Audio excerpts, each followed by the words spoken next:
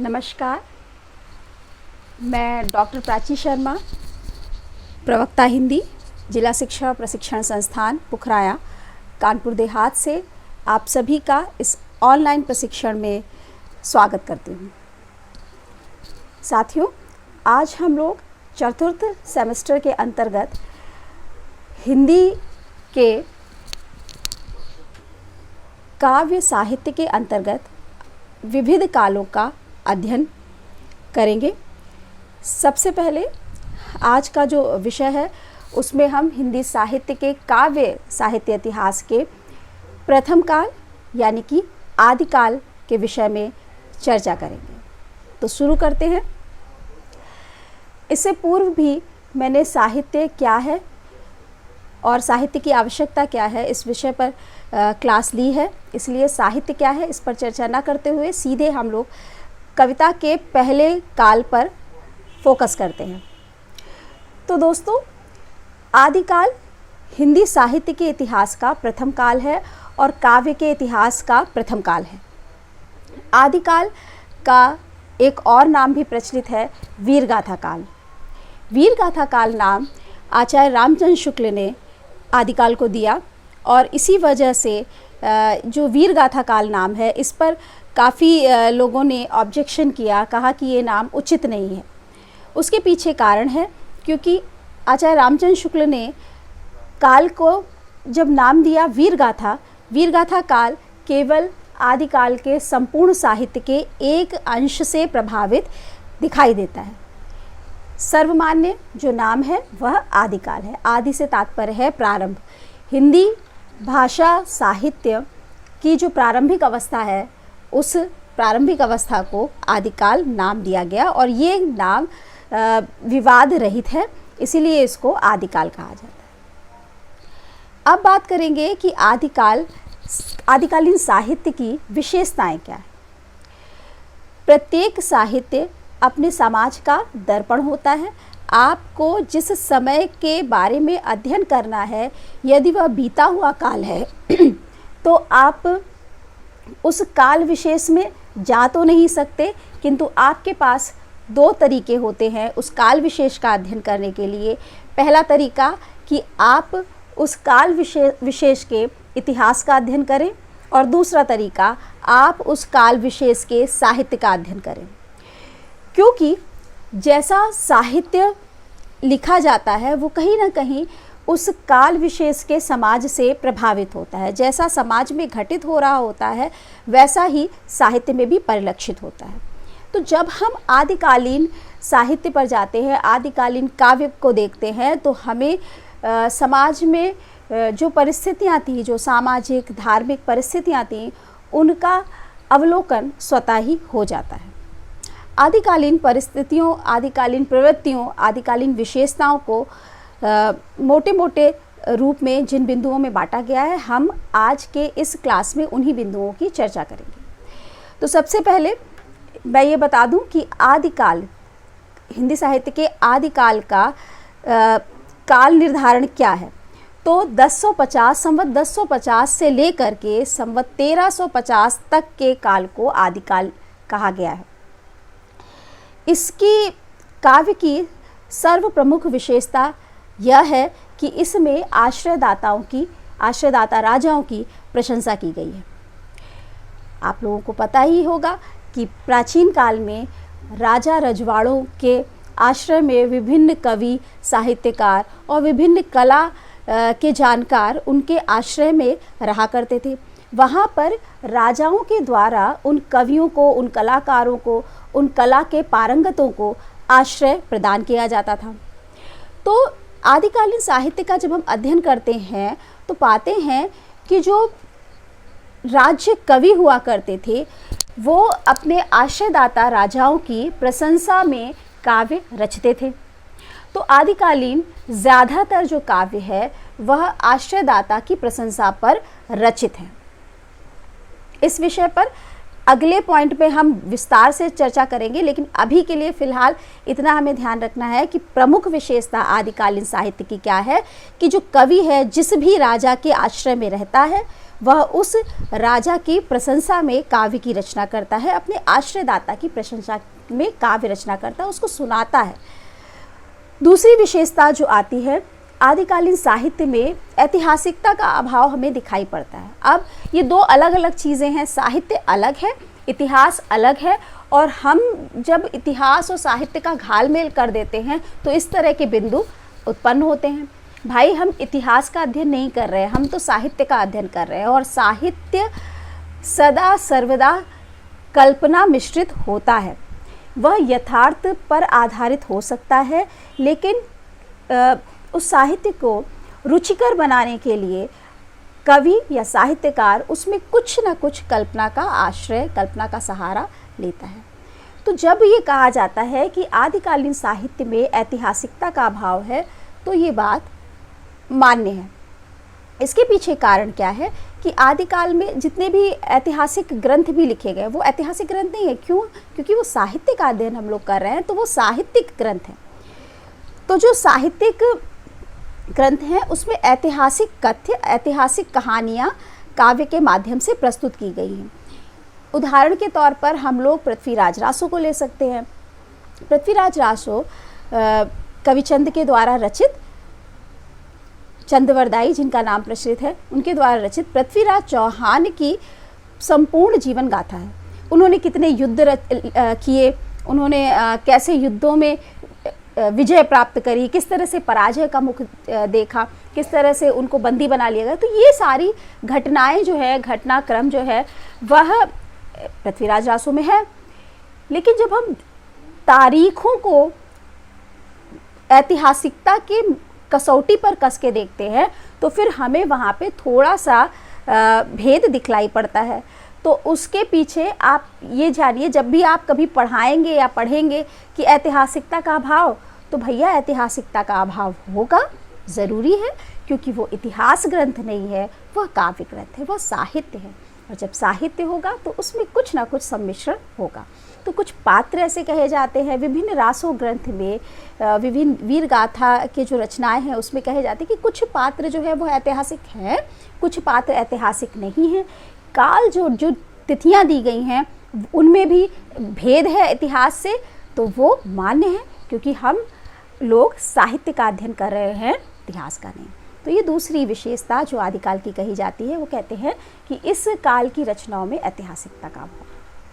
तीसरा जो प्रमुख तत्व है वह है इस काल की रचनाएं अप्रामाणिक हैं। जितनी भी रचनाएं इतिहासकारों को प्राप्त हुई हैं, जितने भी साहित्यकार हैं जिन्होंने उसका अध्ययन किया और खोजा, तो उसमें प्रामाणिक रचनाएं कम मिली। कुछ लोगों ने उसको अप्रामाणिक माना, कुछ लोगों ने उसको पूरी तरह से प्रामाणिक माना, और कुछ लोगों ने बीच का रास्ता अपनाया कि ये थोड़ी सी प्रामाणिक है, थोड़ी सी अप्रामाणिक है। कई रचनाएं ऐसे हैं कि जिनके जो उद्धरण हैं, कुछ दोहे हैं, कुछ पद जो हैं वो किसी और रचना में मिल रहे हैं, तो उन रचनाओं के रचनाकारों के बारे में जानकारी नहीं है। तो जितने भी जो साहित्य है आदिकालीन वो वृहत है, विशाल है, किंतु उसमें कहीं ना कहीं अप्रामाणिक रचनाएं भी हैं। कि मैंने मान लीजिए अध्ययन किया और मैंने पाया कि इस दोहे का वर्णन यहाँ किया गया है, फला ग्रंथ में किया गया है, और उसमें साथ में जो नाम लिखा है वो इसके राइटर का नाम है, तो दूसरा विद्वान हो सकता है उससे सहमत ना हो। तो यहाँ पे यही बात है कि जितनी भी रचनाएं हैं उसमें थोड़ी सी अप्रामाणिक हैं, लेकिन पूरी तरह से नहीं। कुछ को प्रामाणिक माना गया है, कुछ विद्वानों का मत है कि ये अप्रामाणिक हैं, और कुछ विद्वान जो इसको मानते हैं कहते हैं अर्ध प्रमाणिक है, क्योंकि साहित्य जो है, मैंने कहा ना, इतिहास भी है और साहित्य भी है, ये बीच का रास्ता है। तो प्रामाणिक और अप्रामाणिक के बीच में अर्ध प्रमाणिक। जितने भी आदिकालीन साहित्य में जितनी भी रचनाएं हैं, आप देखिए उसमें बहुत वेरिएशन है, विविध रूप है, बहुत सारे रूप पाए जाते हैं। एक ढर्रे पे कविता नहीं लिखी जा रही है। आदिकाल में सबसे ज़्यादा विविधता साहित्य में पाई जाती है। अब जैसे अब आदिकालीन साहित्य के बारे में मैं आपको बताती हूँ। आदिकाल में ही अपभ्रंश साहित्य है, आदिकाल में ही सिद्ध साहित्य भी है, एक धारा सिद्ध साहित्य की चल रही है। आदिकाल में एक धारा जैन साहित्य की चल रही है, रास साहित्य है, रास। दूसरा नाथ साहित्य, नाथ पंथों की एक धारा चल रही है, नाथ साहित्य लिखा जा रहा है। फिर रासों यानी कि वीर गाथाएँ लिखी जा रही हैं और एक लौकिक काव्य की रचना हो रही है। तो कितनी वेरिएशन है, काव्य के विविध रूप हैं, अपभ्रंश, सिद्ध, जैन, रासो साहित्य और नाथ साहित्य और लौकिक साहित्य, लौकिक काव्य। तो आदिकाल में जितना भी साहित्य है वह विविध रूपों में पाया जाता है, विभिन्न रूप हैं उसके। जितनी भी रचनाएं आदिकाल में, एक अंश जो है जो वीर गाथा साहित्य है, जो रासो साहित्य है, उसमें युद्धों का अगला जो तत्व है, आदिकालीन विशेषताएं हैं काव्य की, उसमें युद्धों का सजीव वर्णन है। तो जैसा कि पहला पॉइंट मैंने बताया था आप लोगों की कि आश्रयदाता की प्रशंसा करी। दूसरी बात मैंने आपको बताई कि कवि और लेखक और साहित्यकार जो थे वो किसी न किसी राजा के आश्रय में रहते थे। तो साथियों, मेरे प्यारे प्रशिक्षुओं, मैं आपको बताना चाहती हूँ कि तब राजा रजवाड़ों के यहाँ जो साहित्यकार, जो खानसामे और जो विभिन्न कला में पारंगत जो संगीतकार, गायक, ये सब रहते थे, तो वो लोग युद्ध में भी कुशल हुआ करते थे। जब युद्ध हुआ करता था तो चाहे रहीम हो, चाहे तानसेन हो, चाहे बैजू बावरा हो, ये सब, चाहे चंद्रवरदाई हो, ये सब युद्धों में भी जाया करते थे। वो युद्धों में प्रतिभाग किया करते थे, वो कुशल एक सैनिक भी हुआ करते थे।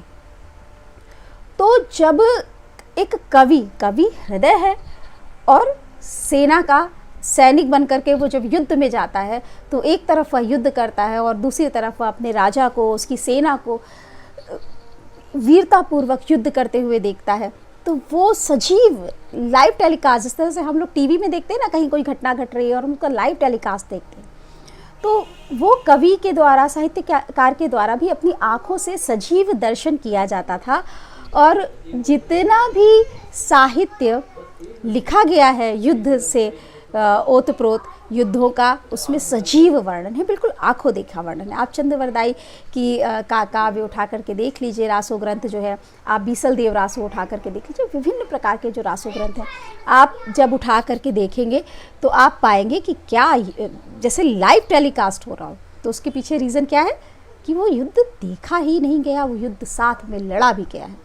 तो जो आदिकालीन साहित्य की प्रमुख विशेषता के अंतर्गत जो आता है, बस ये बात ध्यान रखिए, जो वेरिएशन मैंने बताया, विविध रूप बताए हैं, तो ये युद्धों का जो सजीव वर्णन है वो वीर गाथा या रासो साहित्य के अंतर्गत आता है। ठीक है, तो बहुत सारी धाराएं चल रही हैं, उसमें से एक धारा जो सर्व प्रमुख है, सर्व प्रचलित है और वो उसने फोकस प्राप्त कर लिया, वो आगे आ गई है। उसकी ये विशेषता है कि जो वर्णन है वह बिल्कुल सजीव है। अब इसका अगला जो विशेषता है वह ये है कि संकुचित राष्ट्रीयता, जो आदिकालीन काव्य में राष्ट्रीयता हमें दिखलाई पड़ती है वह संकुचित है।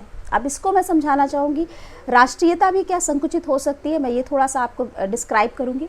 देखिए, प्राचीन काल में या स्वतंत्रता से पूर्व जो हिंदुस्तान था विभिन्न राज्यों में विभाजित था। आपको पता होगा, एक संपूर्ण भारतवर्ष ना होकर के विभिन्न राज्य थे, छोटे छोटे राज्य।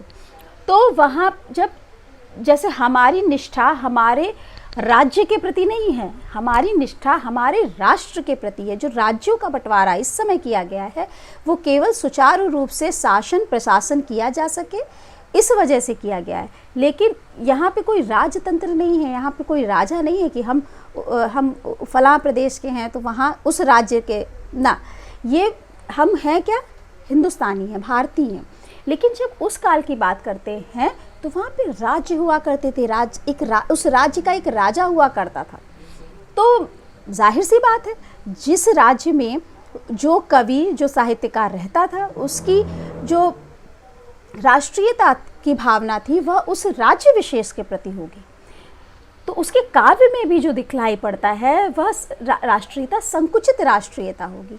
ये बहुत लंबे समय तक चलता आया है। जब भूषण आए हैं रीतिकाल में तो वहाँ भी राष्ट्रीयता दिखलाई पड़ रही है, लेकिन वो राष्ट्रीयता संकुचित है। तो उसके पीछे का कारण मैंने आपको बताया कि राज्य आधारित राष्ट्रीयता है, लेकिन वहाँ पे राज्य ही राष्ट्र था, है ना। तो राज्य को ही राष्ट्र की संज्ञा दी जाती थी, तो वही प्रेम हमें वहाँ दिखलाई पड़ता। अगला जो प्रमुख तत्व है वो है वीर रस और श्रृंगार रस की प्रधानता। आदिकाल की जितनी भी रचनाएं आप देखेंगे, उन रचनाओं में जो प्रमुख रस आपको दिखलाई पड़ेगा वह वीर रस है और श्रृंगार रस है। कहानियाँ आप लोगों ने बहुत सारी पढ़ी होंगी, जैसे कि पृथ्वीराज चौहान और संयोगिता, सबको कहानी पता ही है कि अब संयोगिता का बहुत सारा लोग वर्णन करते हैं कि संयोगिता एक राजकुमारी थी, तो वो ठीक है, संयोगिता राजकुमारी थी। संयोगिता शब्द का एक और अर्थ मैं इस वीडियो के माध्यम से आपको बताना चाहूँगी। जो राज्य और दूसरे राज्य के बीच की जो रेखा होती है उसको भी संयोगिता कहते हैं। तो यहाँ पे राज्य की प्रतिस्पर्धा के आधार पर चाहे पृथ्वीराज रासो हो, चाहे विभिन्न इस तरह के काव्य लिखे गए हैं, ये राज्य की प्रतिस्पर्धा थी। कहीं ना कहीं अपनी सीमाओं के विस्तार के लिए ये युद्ध लड़े गए। तो सीमाओं की विस्तार के लिए जब राजा युद्ध करेगा तो रस कौन सा होगा? वीर रस होगा। और कथा का संयोजन इस प्रकार से होता है कि कहीं ना कहीं राजकुमार या राजकुमारी, राजा या किसी अन्य देश की राजकुमारी, अब जब राजकुमारी की प्राप्ति के लिए योद्धा युद्ध करेगा तो वहाँ पे वीर रस का वर्णन तो होगा ही, साथ में श्रृंगार रस का भी वर्णन होगा। तो ये दो रस जो हैं ये प्रमुख रूप से आदिकालीन रासो साहित्य जो लिखा गया है उसमें प्रमुख रूप से अपनाए गए हैं। जितना भी ग्रंथ लिखे गए हैं वो इन्हीं प्रमुख रस से ओत-प्रोत हैं।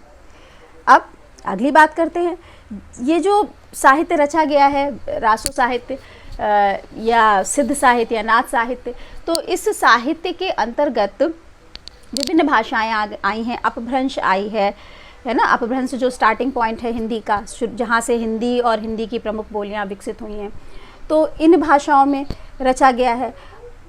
जैन प्राकृत भाषा में रचा गया है और सिद्ध जो ग्रंथ हैं वो संध्या भाषा में रचे गए हैं।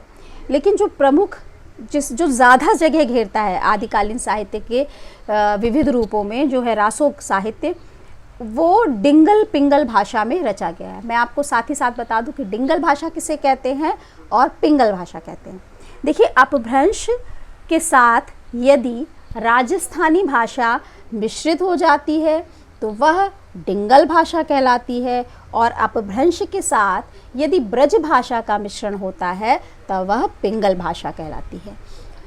युद्धों के चित्रण हैं तो डिंगल भाषा में है, प्रेम का वर्णन है तो वो क्षमा कीजिएगा, वो पिंगल भाषा में है। तो डिंगल पिंगल भाषा में जितना साहित्य लिखा गया है उसमें प्रमुख भाषा जो इस्तेमाल की गई है आदिकाल में वह डिंगल पिंगल है। आखिरी जो इसका प्रमुख तत्व है, और मैं आपको यहाँ बताना चाहूँगी संपूर्ण साहित्य का, अगर ये जो तत्व मैं बोलने जा रही हूँ ये इस तत्व का अभाव है तो साहित्य जो है इनरिच तो होगा, बहुत ज़्यादा आप कहते हैं ना बहुमूल्य तो होगा, लेकिन वह उपयोगी कहीं ना कहीं रह जाएगा। और मैंने कहा ना, सामाजिक परिस्थितियाँ ही हर साहित्य के पीछे होती हैं, क्यों ऐसा साहित्य रचा जाता है। तो अगला और अंतिम पॉइंट जो है वो है जनजीवन का चित्रण इस साहित्य में नहीं हुआ। इसका अभाव हमें कहीं ना कहीं दिखलाई पड़ता है। चाहे वह सिद्धनाथ साहित्य हो, जैन साहित्य हो, तो वहाँ पे उपदेश परक रचनाएं हैं, वहाँ पे धार्मिक रचनाएं हैं। और अगर रासो साहित्य है या वीर गाथा यानी कि पृथ्वीराज चौहान के ऊपर पृथ्वीराज रासो जैसी जो रचनाएं लिखी गई हैं, उनके जैसी अन्य रचनाएं पृथ्वीराज रासो जैसी, तो वहाँ पे युद्ध, राजा की वीरता, प्रेम प्रसंग, तो ये सारी चीज़ें वर्णित हैं। आदिकालीन साहित्य में जनजीवन, आम जनजीवन का हमें कहीं ना कहीं अभाव दिखलाई पड़ता है। और साहित्य का जो उद्देश्य है वह आम जनमानस तक पहुंचना है, इसलिए यहाँ पे आदिकालीन साहित्य जो है थोड़ा सा पीछे रह जाता है। उसके पीछे भी परिस्थितियाँ हैं, मैं बता चुकी हूँ। जैसा समाज था, युद्ध हो रहे थे, राज्य विस्तार हो रहा था, ऐसी चीज़ें नहीं थी जो इस दौर में हैं। इस दौर की कविताएं उस दौर में नहीं लिखी जा सकती और उस दौर की कविताएं आज हम लोग नहीं लिख सकते। तो कहीं ना कहीं जो है उस काल के संपूर्ण साहित्य में जनजीवन, नदारत दिखाई पड़ता है, उसका चित्रण, उस चित्रण का अभाव है। लेकिन ये पूरी तरह से हम नहीं कह सकते। जब लौकिक साहित्य, जब हम अमीर खुसरो की बात करते हैं अमीर खुसरो भी आदिकालीन साहित्यकार हैं, लौकिक रचनाएं लिख रहे थे उस समय। तो वो जब लिखते हैं तो वो उनका जो ध्येय होता है, उनका उद्देश्य जो होता है वो आम जन जीवन से जुड़ा होता है, आम वर्ग को प्रसन्न करने के लिए, उसके मनोरंजन के लिए वो लिखते हैं। एक छोटी सी कहानी है प्रचलित कि जब अमीर खुसरो जा रहे थे, उनको प्यास लगी, कहीं रास्ते से गुजर रहे थे, तो उन्होंने कुएं के पास पनघट था, वहाँ पे कई स्त्रियाँ पानी भर रही होंगी, तो उन्होंने उनसे कहा कि मुझे प्यास लगी है। उन्होंने पूछा, स्त्रियों ने पूछा कि परिचय दीजिए आप अपना। तो उन्होंने परिचय दिया कि मैं तो अमीर खुसरो हूँ। तो उन स्त्रियों ने कहा, अच्छा अमीर खुसरो, बहुत सुना हुआ नाम है ये तो, ऐसे तो पानी नहीं पिलाएंगे।